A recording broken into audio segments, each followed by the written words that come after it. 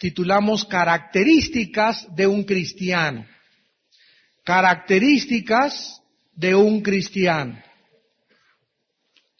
Estamos estudiando en la primera carta de Juan las principales características o marcas que un cristiano debe de tener. En esta mañana vamos a ver tal vez 2 o 3 marcas más. Continuamos con la serie, las características de un cristiano. Y vamos a ver en esta mañana y vamos a comenzar con una de las marcas de un cristiano, que es el verdadero cristiano conoce a Dios. Conoce a Dios. Primera de Juan 2, del 20 al 21 y versículo 27. Dice Primera de Juan capítulo 2, versículo 20, pero vosotros tenéis la unción del Santo. ¿Y qué es la consecuencia de esta unción? Y conocéis todas las cosas. ¿Qué cosa es la unción del Santo? La presencia del Espíritu de Dios en nuestra vida.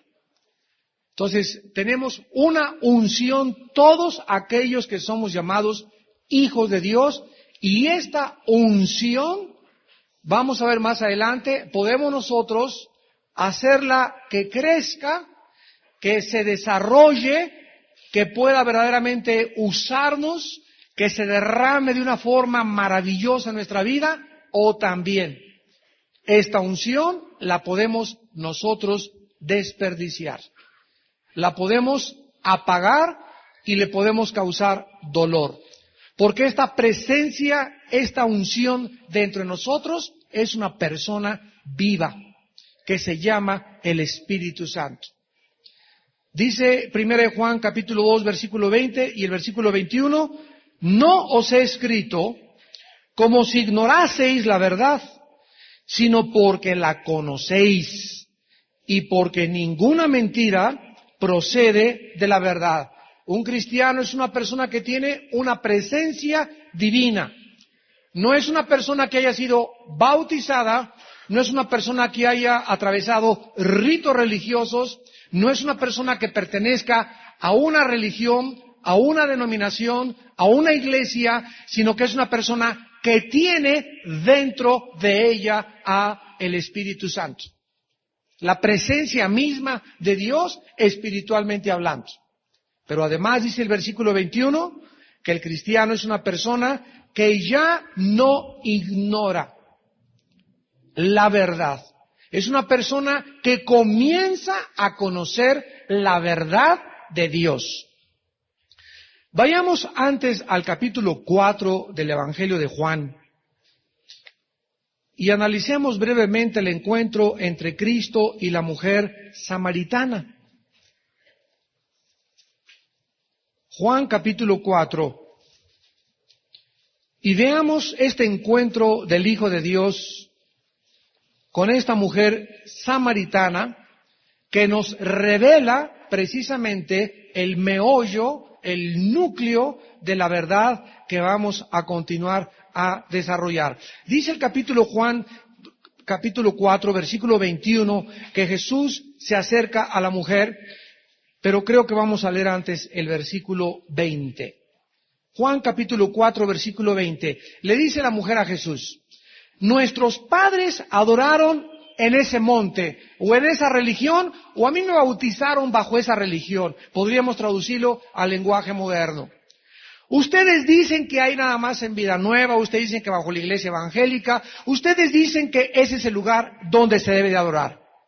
Y Jesús le dice, mujer, créeme que la hora viene cuando ni en esa religión, ni en aquella religión, ni en aquella religión, ni en ese edificio adorarán al Padre.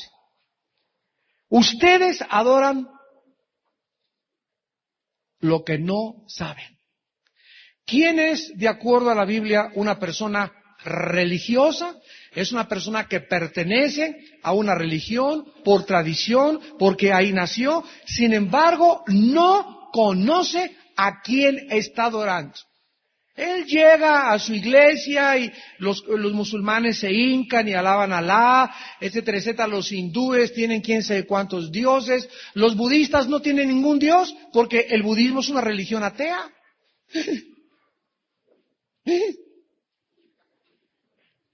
Increíble. Hay religiones que son ateas, o sea, no necesariamente el creer que porque una persona tenga una religión ya es una persona que conoce o que sirve a un Dios. Repito, el budismo es una religión atea. El comunismo, el marxismo, el leninismo es otra religión y es una ideología comunista, atea 100%. Aunque ya le han echado más crema a los tacos últimamente y me he encontrado yo con comunistas que me dicen que ya creen en Dios. Y es una contradicción filosófica de la ideología marxista, porque el fundamento del marxismo es el ateísmo y la teoría de la evolución. Bueno, no vamos a meter ahorita con eso. A continuación dice entonces Cristo, ustedes adoran lo que no saben. Nosotros adoramos lo que sabemos, porque la salvación viene de los judíos. Una persona religiosa es una persona que adora algo, que está involucrada en algo, pero que ni siquiera ha leído nunca la Biblia, ni sabe quién es ese Dios, ni sabe qué es la verdad, ni sabe lo que a ese Dios le gusta. Y un cristiano es una persona que descubre quién es Dios, que comienza a conocer a ese Dios, que comienza a través de las páginas de la Biblia a escuchar a ese Dios y comienza a elevar su alma, a adorar a Dios y verdaderamente hace contacto con ese Dios y comienza a conocer lo que ese Dios quiere para tu vida y para mi vida. Mas la hora viene, dice el versículo 23, le dice Cristo continuando a la mujer, ahora es cuando los verdaderos adoradores. Un cristiano es un verdadero adorador. Es la mejor definición bíblica de quién es un cristiano. Es una persona que sabe adorar. Repito, los musulmanes caen y adoran y no saben, ¿verdad? No saben, o sea, es como si estuvieran en el aire, solamente saben que hay una fuerza inmutable, intangible, por allá en el universo que se llama Alá, no saben ni qué quiere Alá, ni mucho menos, pero solamente saben que tienen que hacer así, que en el Ramadán tienen que ayunar, que cumplir con ciertos ritos, otra persona, otra religión, cumple otros ritos y va el domingo a su iglesia, entre semanas se porta como el anticristo de lunes a viernes, el domingo parece San Cirineo y parece San Pancracio ahí en la iglesia, en la otra semana tiene su amante, roba, toma alcohol o hace el narcotráfico, pero da muchas cantidades de dinero a la religión a la que pertenece. Y toda esa gente a nuestro alrededor, ¿por qué hacen lo que hacen? Por ignorancia. Aquí tenemos en la iglesia varios jefes de policíacos. No voy a decir sus nombres, pero aquí asisten a la iglesia. Y uno de ellos me decía el otro día, Armando, es increíble cómo los narcotraficantes son las personas más religiosas que conocemos.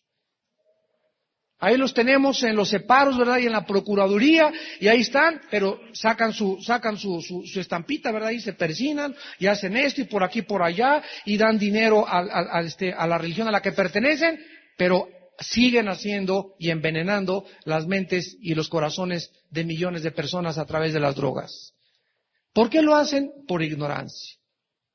Ellos creen que ser religioso es solamente, bueno, pues llevar aquí una imagen, ¿verdad? Una estampita y vivir como me dé la gana. Cuando venimos a Cristo y descubrimos al verdadero Dios, es tan traumático nuestro encuentro con Él, porque ese Dios con el cual nos encontramos y es el que se revela en la Biblia y el que mandó a Cristo a morir en una cruz, el Dios verdadero, Jehová, ese Dios ahora nos demanda sumisión y obediencia incondicional.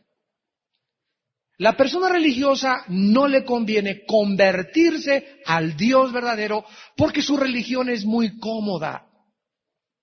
Él tiene una religión, pero que no se metan con mi vida, que no me digan lo que tengo que hacer, que no me cambien las reglas, que no me digan que ahora tengo que ser más apapachador y más considerado, y que no me digan, menos que me digan que solamente le tengo que ser fiel a esa mujer que tengo junto a mí. Pero el domingo sí pertenezco a mi religión, entre semanas sí puedo robar, entre semanas sí puedo engañar, pero cuando nos encontramos con el Dios verdadero, nos tumba del caballo, nos tira al suelo. y nos dice, yo soy Jesús a quien tú persigues. Y cuando una persona se encuentra con el Dios verdadero, no queda más que decirle, heme aquí, Señor, ¿qué quieres que yo haga? Entonces, Cristo revela una verdad tremenda.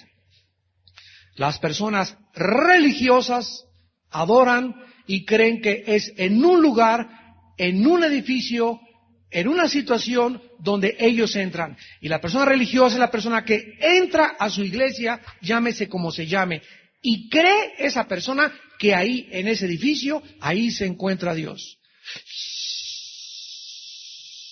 Y ahí, mientras está en ese lugar, está así, ¿verdad? Y se inclina. Y sale, ¡ajúa, viva Pancho Villa! Sale a la calle y es otra persona diferente. Pero al entrar ahí, ahí está Dios y ahí tiene que hincarse, ahí tiene que guardar respeto, reverencia, porque es en el edificio donde se encuentra Dios. Es lo que creía la mujer samaritana. Mis padres me enseñaron que ahí se adoraba. Ustedes vienen los judíos y nos dicen que es en otro monte. Y Jesús les dijo, todos están mal. Yo vengo a revelar bajo del cielo, a decirles a los seres humanos en qué consiste la verdadera adoración. Regresamos a Primera de Juan. Y vemos claramente en este versículo, capítulo 2, versículo 20, que una vez que un ser humano recibe a Cristo como su Salvador, Dios lo unge. Esto significa que lo hace un santo. De acuerdo a la Biblia, los santos son las personas vivas,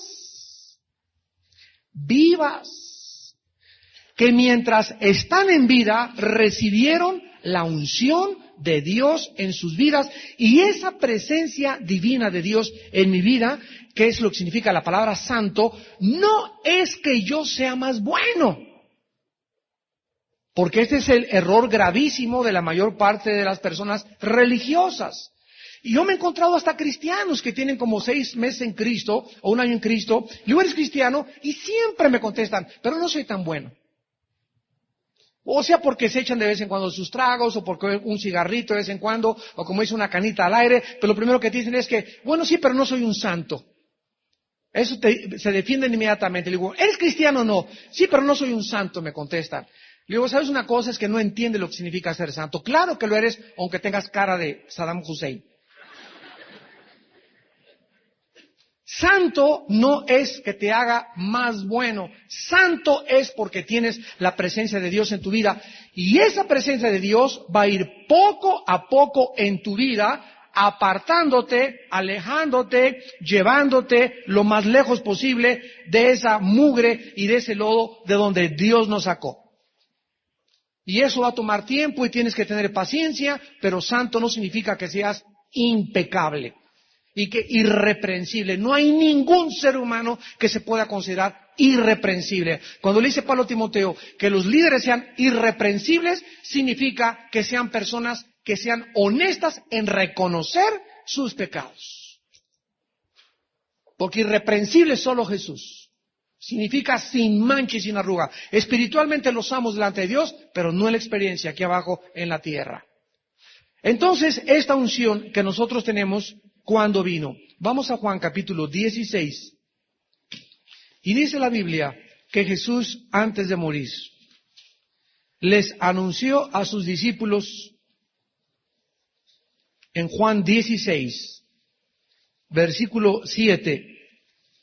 Yo os digo la verdad, os conviene que yo me vaya, porque si no me fuera, el Consolador. Esta palabra en el griego es Paracleto, y es el nombre que los griegos le daban a los abogados.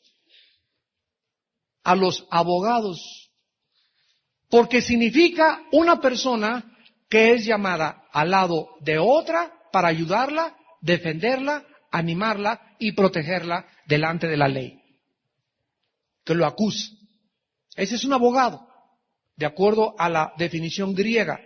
Y esta definición se le adjudica al Espíritu Santo porque es una persona, el Espíritu es una persona que Dios envía a mi vida a ayudarme. Él va a estar a mi lado a ayudarme, consolarme y defenderme cuando el diablo me venga a acusar.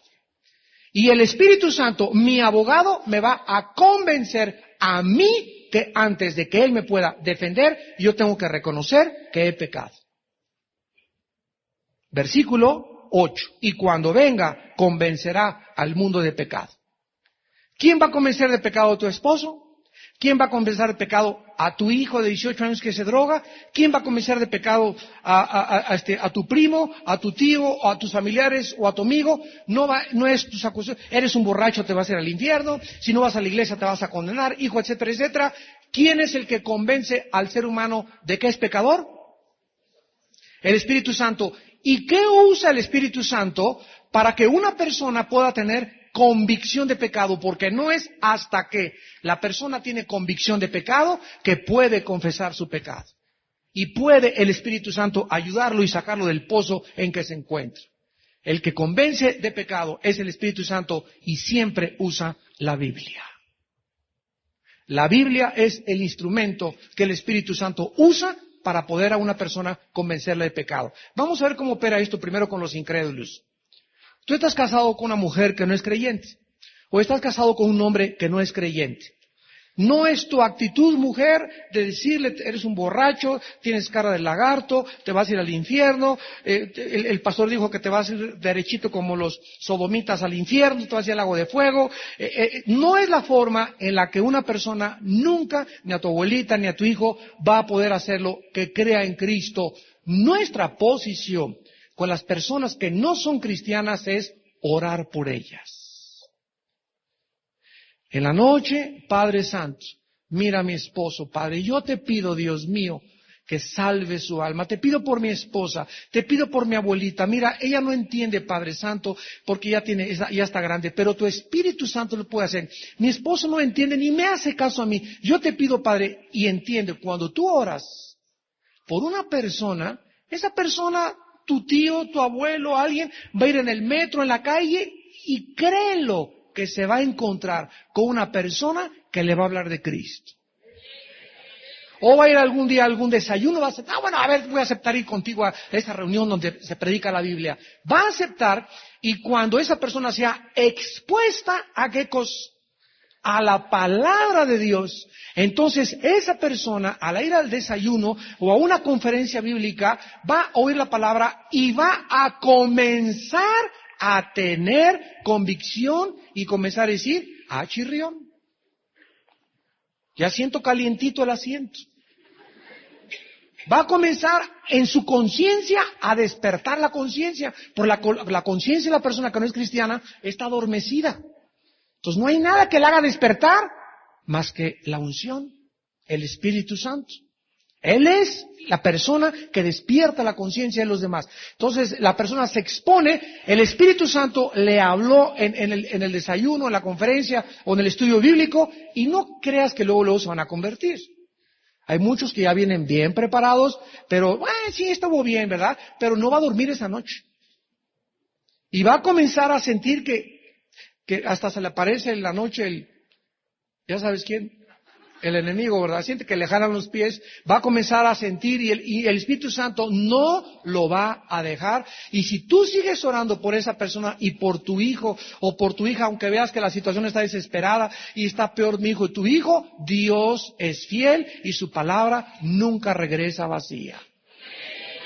El Espíritu tarde o temprano, y vas a seguir orando, le va a quitar la paz hasta que la persona le entregue su vida a Jesucristo. Pero es el Espíritu Santo el encargado, el agente, el instrumento de Dios para que el mundo pueda creer en Cristo. No nosotros. Nuestra labor es simplemente abrir la Biblia y decirles, así dice el Señor.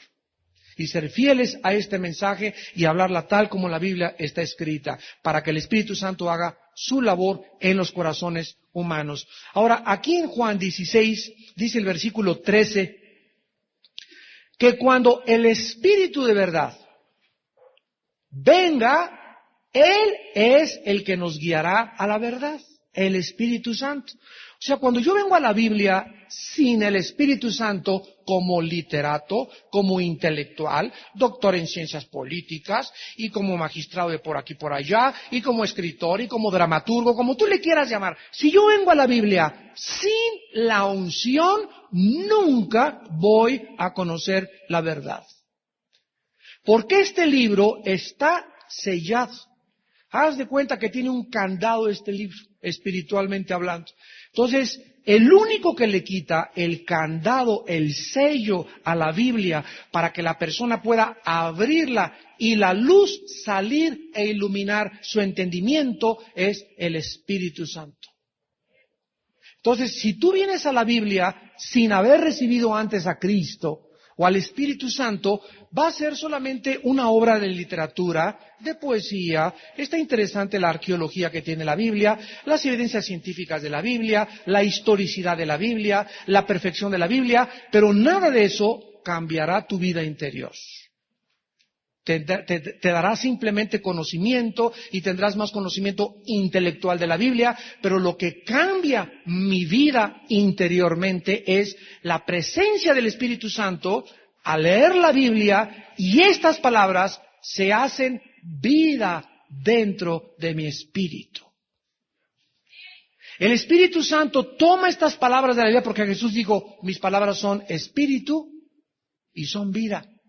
El Espíritu toma esta palabra que tiene vida. No es, cuando leas la Biblia no es como leer Oscar Wilde o William Shakespeare o un literato famoso, sino que estás leyendo algo que tiene vida. Y si tienes a Cristo, el Espíritu usa las palabras y comienza a... ¿Quién es un abogado? El que me llama a animarme. Comienzo a leer la Biblia y comienzo a sentir consuelo. Leo la Biblia y comienzo a sentir paz. Leo la Biblia y comienzo a sentir fuerzas que no tenía. Leo la Biblia y comienzo a sentir dirección. Leo la Biblia y se me prende el foco. Ahora sí entiendo esto. Ya sé cómo lo voy a hacer con mis hijos. Ya sé cómo lo voy a hacer en mi matrimonio. Ya sé cómo lo voy a hacer en mi trabajo. Se convierte en algo vivo que me da sabiduría. Porque el Espíritu es el que nos guía a la verdad. La unción es la que nos muestra la verdad. Entonces, si tú no tienes al Espíritu Santo, nunca podrás llegar a la verdad. Todos los caminos que el hombre trate de usar para alcanzar o llegar a la verdad, que provengan de nuestro intelecto y de nuestras filosofías, son caminos que llevan a la muerte. Hay caminos que parecen derechos, pero su fin es camino de muerte. Para que el ser humano pueda llegar y alcanzar la verdad, necesita la presencia de Dios en su vida, para que sea Dios el que me diga, este es el camino donde puedes llegar a la verdad. Y esta es la razón por la cual Dios escogió la crucifixión. ¿Qué hizo Dios? Escoger una obra a través, ya lo había escrito en Isaías. Voy a hacer, dijo en Isaías, una obra en el futuro que va a destruir la sabiduría de los sabios y a enloquecer el entendimiento de los entendidos. Y cuando Cristo muere en la cruz del Calvario, las personas que lo rodeaban eran judíos, romanos y griegos. Y dentro de las mentes de esa gente alrededor de la cruz, los judíos razonaron de esta manera. ¿Cómo puede ese hombre decir que es el Mesías cuando nuestra ley, aquí está nuestra ley en la Biblia, en Deuteronomio, dice, malditos los colgados en un madero? ¿Cómo puede ese hombre ser maldito y decir que nos viene a salvar? ¿Ven? No lo entendieron. Y luego los griegos, con su intelecto, y que Demóstenes y Sócrates, y que Juan Camané, y etcétera, etcétera, y que...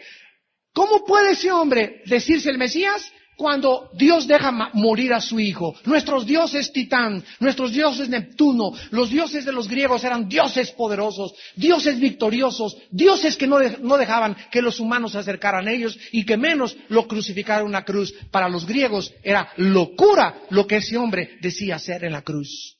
Pero Dios lo hizo a propósito para enloquecer y destruir la sabiduría de los griegos, romanos y judíos. Porque lo necio de Dios es más sabio que los hombres. Y lo débil de Dios es más fuerte que los hombres. Y lo vil y lo menospreciado escogió Dios para que deshiciera la jactancia y el orgullo de los seres humanos. Esa obra que hizo Dios en la cruz era Para uno es locura y para Dios era el poder y la sabiduría del universo.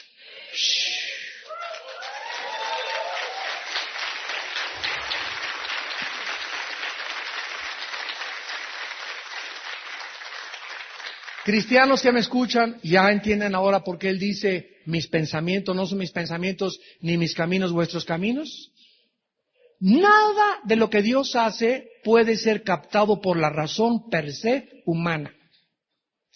Para entender los caminos de Dios necesitamos a Dios en nuestra vida, para que Él con su Espíritu me comience en la Biblia a mostrarme y decirme, Armando, yo no actúo como tú actúas, yo no razono como tú razonas. Ustedes, dice Dios, son impacientes y ya quieren todo, ya me quiero casar, y ya quiero que mi negocio prospere, ya quiero que me vaya bien en la vida, ya quiero saber esto. Y Dios no es así. Dios dice, nadie con la impaciencia alcanza nunca nada en la vida.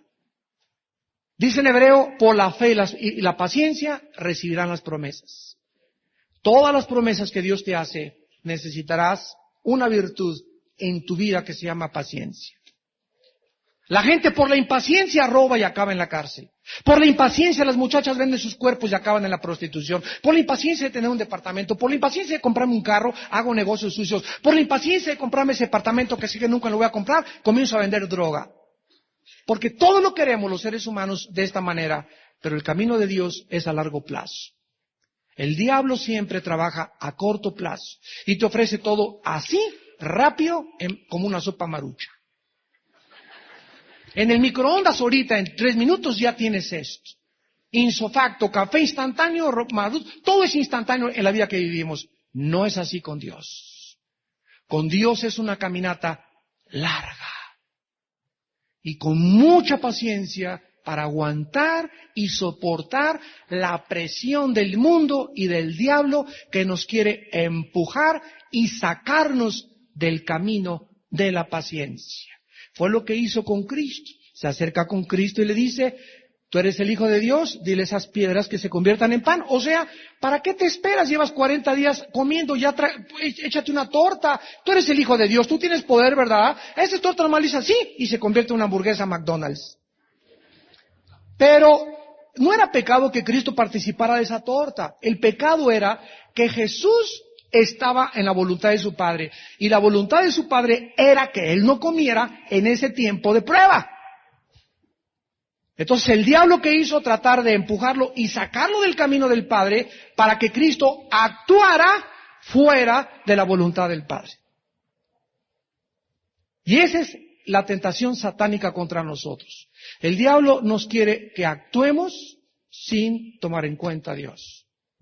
Mire, ese muchacho tiene buen coche, es convertible, está agradable. Mire, esa muchacha está bonita, tiene buenas piernas, tiene buena pompis, camina bien, es atractiva, etcétera, etcétera. Y ahí va, como dice en Proverbios, como él buey al degolladero, ahí va detrás de ella. Ahí va la muchacha como mensa, ¿verdad? Detrás del muchacho. ¿Por qué? Porque tiene prisa, porque ya se quiere casar, porque cree que es un buen partido y no quiere tomar en cuenta a Dios y decirle, Padre Santo, sí está muy guapo, sí está muy bonita, pero Padre, ¿es tu voluntad? ¿Es para mí eso, Señor? Y si no, te pido que lo quites y lo hagas a un lado de mi vida, porque no quiero que me haga daño, no quiero sufrir. Cuando tú haces eso, Dios te responde, porque no actúas impulsivamente, eres guiada por el Espíritu de Dios. Y nunca te lamentarás si tú obedeces a Dios. Vayamos a 1 Corintios 2, para terminar. Y dice en este pasaje precioso, maravilloso, cómo me encanta este pasaje, 1 Corintios 2.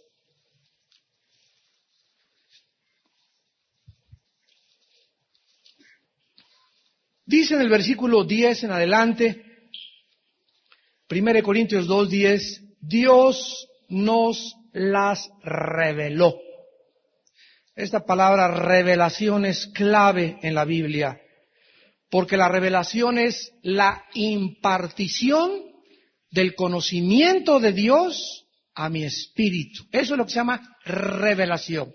Aprendizaje es lo que yo aprendo y saco de los libros, de los hombres, de los filósofos, de los psicólogos, de los historiadores, etc. Pero para conocer a Dios no se puede usar la investigación ni los métodos humanos. Repito, insisto. Cristo lo reveló en Mateo 10 cuando dijo, Mateo 11, perdón, Padre, te alabo porque estas cosas, las cosas del Espíritu, no se las revelaste a los sabios, ni a los entendidos, sino a los niños.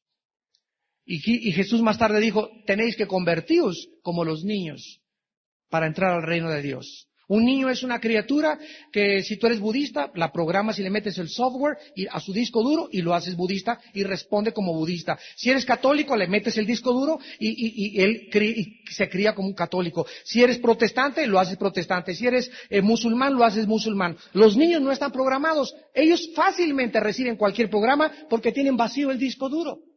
Pero tú ya tienes como 10 programas equivocados. Ese es el problema, ¿ves? Mientras más grande es mucho más difícil porque más programas tienes. Y tenemos que, cuando dijo Jesús, tenéis que hacer como los niños, significa, tenemos que tener la humildad de reconocer que todos los programas que el mundo, mis maestros, mi familia, me metió, no venían de la Biblia. Y debo dejar a Dios que me programe, que me meta su software que está aquí en la Biblia, para que me reprograme y yo comience a funcionar de acuerdo al software, al programa de Dios, y no a los programas que me metieron mis maestros, mis familiares y mis amistades. Entonces, eso se llama revelación. Dios nos imparte su conocimiento a nuestro espíritu a través de su espíritu. Dios nos lo reveló, aquí dice, por el espíritu. 1 Corintios 2:10. Ahora fíjate lo que dice a continuación. Porque el espíritu todo lo escudriña, significa lo investiga, aún lo profundo de Dios. ¿Te imaginas creer que si un hombre tiene una mente a 60 watts, vamos a ponerle 60 watts el pensamiento humano, ¿cuántos watts tiene Dios? Infinitos watts, ¿verdad? Hablamos de millones de watts. Ahora, ¿puedo yo creer? Ya los que nos escuchan y quieren ser honestos filosóficamente, ¿puedo yo creer que con una mente tan finita que tenemos y tan limitada, ¿puede mi mente alcanzar a comprender los caminos de Dios? Nunca. Nunca, nunca, nunca podría hacer eso. Porque me fundiría. Se me fundirían los fusibles.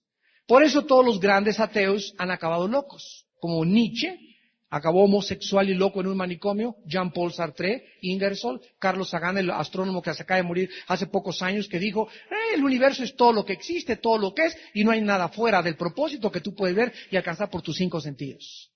Y así tuve la historia, Hitler y Carlos Marx y Lenin y José Stalin y Saddam Hussein y Fidel Castro y todos acaban turulatos. A todos se les acaba brincando la cadena, hablando irracionalmente ya, y tú ves a los hombres de Dios que llegan a los 85, 90 años de edad y tienen su mente brillante todavía, tienen paz, tienen seguridad, tienen estabilidad. ¿Por qué? Porque tienen la mente de Cristo. Entonces dice la Biblia que el Espíritu de Dios es el que conoce las cosas profundas de Dios. Y si yo quiero conocer las profundidades de Dios, necesito que ese Espíritu de Dios entre y me las revele a mi espíritu. O sea que Dios tuvo que bajar. ¿Qué es la conversión? La conversión es cuando Dios toca a un ser humano. Nada de E.T. Esa es la falsificación, ¿no? Esa película de E.T. no se imaginan detrás de todo lo que se encuentra siendo contacto con un monstruo, ¿verdad?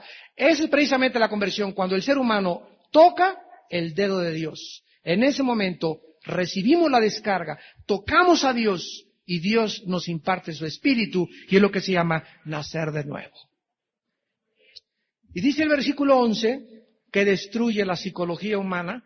¿Quién de los hombres sabe las cosas del hombre, sino el espíritu del hombre que está en él? Así tampoco nadie conoció las cosas de Dios, sino el Espíritu de Dios. Aquí el Espíritu Santo nos hace una pregunta a nosotros. ¿Quieres conocer a Dios cuando no te conoces a ti mismo, paisano?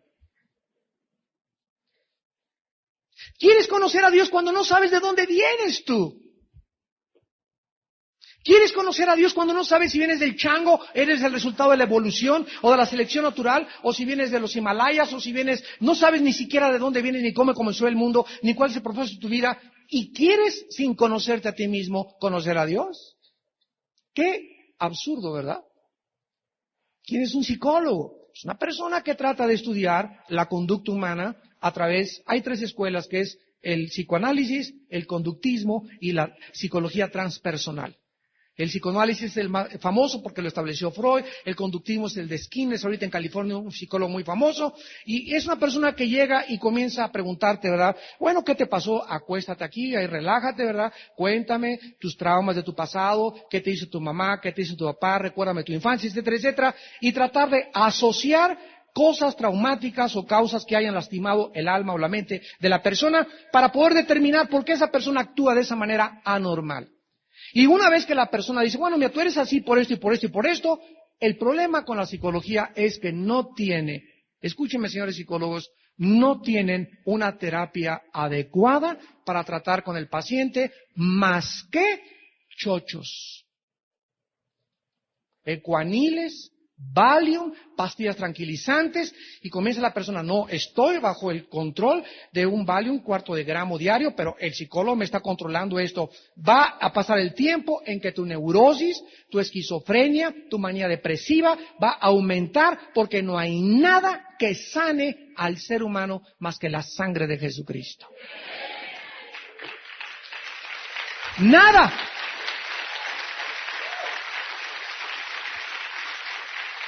Ahora, si tú eres cristiano y estudias psicología, tienes que estudiarla con un filtro. Esa es una pregunta que muchos estudiantes me hacen. Yo estoy en 4 de psicología, hermano, ¿qué me aconseja, verdad? Estúdiala con el filtro de la Biblia. Pasa todo lo que Freud dijo, todo lo que Skinner dijo, todo lo que el conductismo dice, todo lo que la psicología transpersonal dice, pásalo a través del filtro de la Biblia. Bueno, eso dice Freud, eso dice esto dice aquello, ¿qué dice la palabra de Dios? Y comienzas tu valor y descubres finalmente que la Biblia es el mejor libro que existe de psicología. Ahora, ¿cuál es el problema de la psicología? El siguiente, y es muy simple y muy sencillo. La psicología basa el problema humano en la mente, en la psique. Y de acuerdo a la Biblia, el problema del ser humano no se encuentra en la mente. La mente está afectada porque hay algo más profundo que existe que se llama el espíritu humano.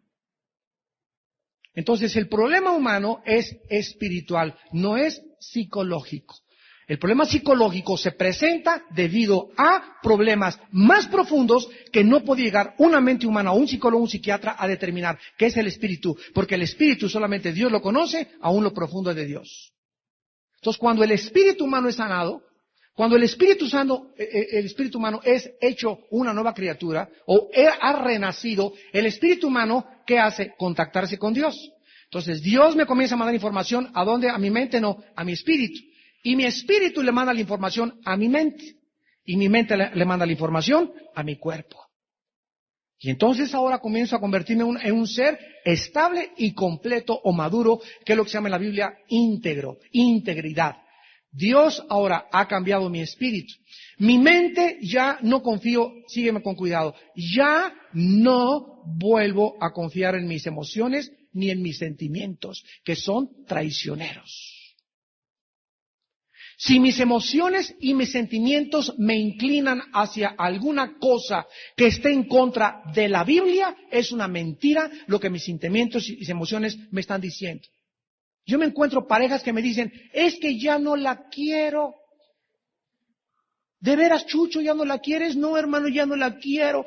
¿Y de dónde sacaste esa huaca, como dicen en Guerrero? ¿De dónde sacaste esa mentira? ¿De dónde sacaste ese chorizo, como dicen en Toluca? Pues es que ya no siento que la quiero, o sea, que él cree que siempre debe sentir amarla. Y la Biblia dice lo contrario. Efesios 5, maridos, amen a vuestras mujeres como a Cristo amó a la iglesia. ¿Lo sientas o no lo sientas, Chuchín? ¿Lo sientas o no lo sientas, Pancracia?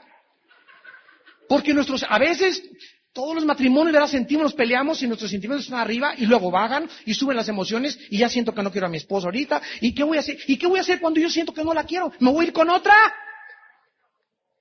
¿O te vas a ir con otro porque te peleaste y te dio un sartenazo tu esposo en la mañana? Tenemos que crucificar esas emociones y esos sentimientos y ubicarnos espiritualmente y decir, Padre Santo, tú resuelves este problema.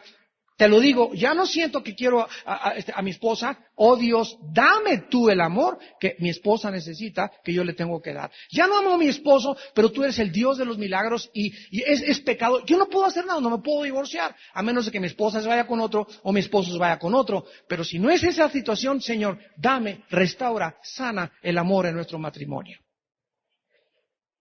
¿Ves? Hago a un lado mis sentimientos y mis emociones porque la Biblia dice que Dios aborrece el divorcio.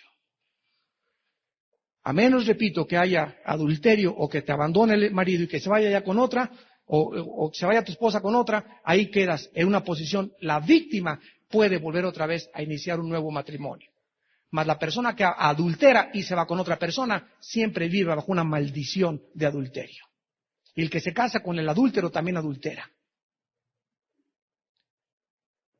¿Quién conoció las cosas del hombre sino el Espíritu del hombre que está en él? Así nadie conoció las cosas de Dios sino el Espíritu de Dios. Versículo 12, y nosotros no hemos recibido el Espíritu del mundo sino el Espíritu que proviene de Dios. ¿Cuántos espíritus hay? Hay uno que controla el mundo entero. Noten que no dice no hemos recibido los espíritus, sino que la Biblia enseña que hay un espíritu que controla el mundo y hay un espíritu que controla a los hijos de Dios. El espíritu que controla al mundo es el espíritu de Satanás. Es el espíritu diabólico. Es el espíritu que va en contra, diametral y opuesta y antagónicamente a la enseñanza de la Biblia. Y tú cuando naciste y yo cuando nací, recibimos el espíritu del mundo. Y por eso hacíamos lo que hacíamos. Y pensábamos como pensábamos y actuábamos como actuábamos. Viene el Espíritu de Dios y entra a mi vida. ¿Y qué le pasa a ese espíritu satánico? Sale de mi vida. Porque ahora nace dentro de mí un nuevo espíritu, una nueva criatura, creada a imagen otra vez y restaurada a la imagen perdida de Dios en el huerto del Edén. Entonces ahora tenemos al espíritu que proviene de Dios. Y para terminar, miren lo que dicen, para que sepamos lo que Dios nos ha concedido. Tú nunca podrás saber lo que Dios quiere para tu vida. Nunca podrás saber si ser ingeniero, si me voy de soldado, si me voy de pintor, si me voy a Irak a ayudar a los gringos allá a pelear, si me voy a Chiapas con los zapatistas, si quiero abogado, si estudio psicología. Un ser humano nunca tendrá dirección mientras no sea gobernado por el Espíritu de Dios.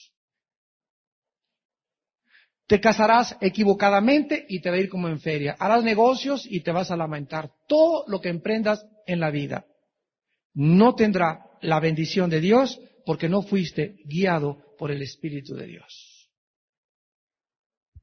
Vean todas las cosas que nos perdemos, amados santos, amigos que nos escuchan, cuando nos creemos lo suficientemente capaces, intelectuales e independientes de Dios. Yo no necesito a Dios para ser papá, no necesito a Dios para formar un matrimonio, no necesito a Dios para mi panadería ni para mi negocio, y creemos que somos dioses. Y no fuimos creados para actuar autónomamente. No somos dioses, no somos independientes de Dios. Esto es lo que la Biblia llama soberbia. Actuar creyendo en tu vida que no necesitas a Dios. Oremos y despidámonos. Señor, gracias te damos porque al recibir tu Espíritu Santo nos ungiste. O sea que tu presencia ya está dentro de nosotros. Y es esta presencia divina la que nos hace lamentarnos cuando te ofendemos. Cuando pecamos ya no podemos vivir como antes cuando no te conocíamos, que era para nosotros el pecado casi como una diversión. Nos reíamos de los pecados que hacíamos, de las borracheras que nos poníamos, de los adulterios que teníamos. Ahora no. Ahora a tus hijos y tus hijas les duele, si es que tienes la unción del Santo. Porque ahora sabes todas las cosas, sabes que la inmoralidad es pecado.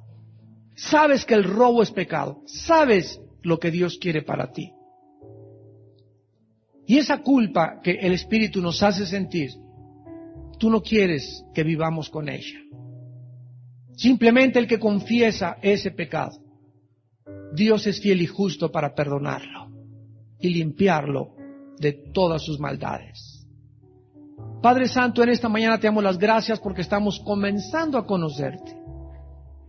Jesús tu Hijo lo dijo: esta es la vida eterna, que te conozcan, a ti el único Dios verdadero y a Jesucristo a quien tú enviaste. Gracias, Padre, porque ahora estamos comenzando a entender tus caminos, cómo piensas, qué nos demandas, qué nos puede sacar del camino y las trampas que existen en nuestro camino y en nuestro peregrinar hacia la tierra prometida. En esta mañana tal vez haya personas que aún no conocen a Dios. Como todos nosotros, provenimos de alguna religión, pero algún día nos enfrentamos con el Evangelio, el mensaje de la redención en Cristo Jesús en la cruz del Calvario. La Biblia dice que las personas que no conocen a Cristo, Dios les manda que se arrepientan.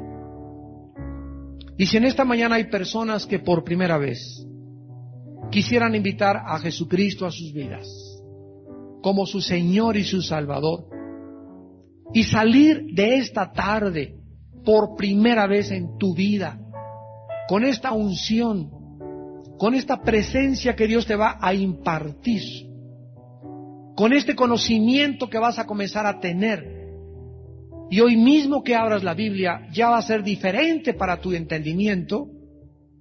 Arrepiéntete de tus pecados. Reconoce que has ofendido a Dios con tu vida, que estás viviendo equivocadamente, por ignorancia o por lo que sea, pero no estás en el camino de la santidad ni de la verdad. En segundo lugar, la Biblia dice que creas que Jesús es el único Salvador, el único Redentor, el único mediador entre Dios y los hombres, y que Él en la cruz pagó por ti y por mí. Con su vida dio su sangre para que tú fueras y yo también limpiados y perdonados por su Padre. Y en tercer lugar, simplemente dile ahí desde tu lugar: Señor Jesús, creo que tú eres mi Salvador y mi Señor, que en la cruz pagaste con tu vida y con tu sangre por mis pecados, que en la cruz tomaste mi lugar, porque yo era el que merecía el infierno y la maldición, pero tú la llevaste en mi lugar en la cruz para mostrarme cuánto me amas en esta tarde. Y ahora te digo, Jesús, que te abro mi corazón para que entres a mi vida, para que tu Espíritu Santo me llene en este instante y pueda derretir mi soberbia y mi falso intelecto y hacerme reconocer cuánto te necesito y cuánto anhelo conocer la verdad. Te doy las gracias porque salgo contigo en mi corazón y te pido que me des el poder y la fortaleza para venir a mi lado y ayudarme como un abogado, siempre a mi lado, y defenderme en las situaciones que yo más te necesite. Te lo pido y te doy las gracias en el nombre de Jesús. Amén.